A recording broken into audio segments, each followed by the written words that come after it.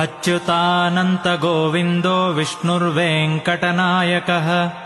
सर्वदेवैकशरणं सर्वदेवैकदैवतम्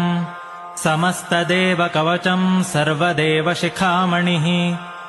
इतीदं कीर्तितं यस्य विष्णोरमिततेजसः त्रिकाले यः पठेन्नित्यं पापं तस्य न विद्यते राजद्वारे पठेद्घोरे सङ्ग्रामे रिपुसङ्कटे भूतसर्पपिशाचादिभयं नास्ति कदाचन अपुत्रो लभते पुत्रान् निर्धनो धनवान् भवेत् रोगार्तो मुच्यते रोगात् बद्धो मुच्येत बन्धनात् यद्यदिष्टतमं लोके तत्तत् प्राप्नोत्यसंशयः